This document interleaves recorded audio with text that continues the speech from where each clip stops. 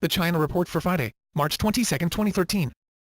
China and Pakistan reach secret nuclear reactor deal for Pakistan. China and Pakistan reached a formal agreement last month to construct a third nuclear reactor in the northern province of Punjab that the Obama administration says will violate Beijing's promises under an international anti-nuclear weapons accord. The secret agreement for the Chashma 3 reactor was signed in Beijing during a visit by a delegation from the Pakistan Atomic Energy Commission from February 15 to 18, according to U.S. intelligence and diplomatic officials. The agreement calls for the state-run China National Nuclear Corporation to construct a 1,000-megawatt power plant at Chashma, where two earlier Chinese reactors were built.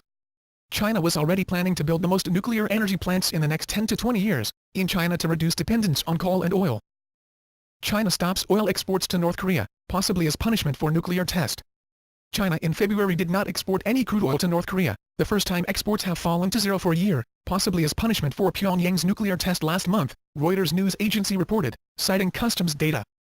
If a response to the February 12 nuclear test, the move would be another of several significant Chinese steps cooling its traditionally strong relationship with North Korea. Beijing is the country's single major trading partner and only ally. China normally sends the isolated communist dictatorship on its northeastern border an average of roughly 300,000 barrels of oil a month, with a value of about $380 million.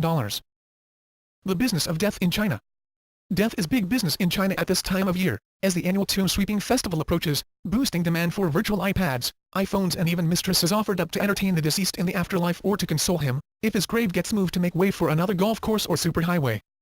The Shanghai government recently increased subsidies it pays for sea burial 5 times, from 400 yuan to 2,000 yuan, leading to an explosion of would-be seafaring corpses. Some families were told they would have to wait until 2015 to have their relatives buried, until the government was able to persuade another ship owner to add his vessel to the sea burial fleet.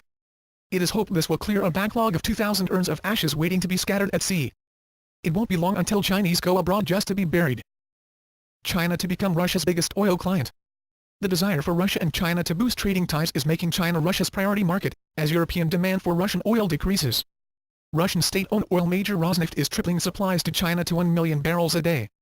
A package of energy deals are to be signed in Moscow in the upcoming days, as the new Chinese leader Xi Jinping is visiting Moscow to discuss developing cooperation with Russian President Vladimir Putin.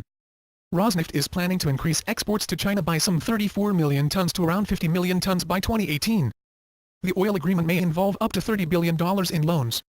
How will this affect the West's petrodollar hold on oil? We shall see. Stimulus, China versus America. Instead of signing money to Wall Street for speculation, the Chinese have decided on stimulus through value-add public works projects.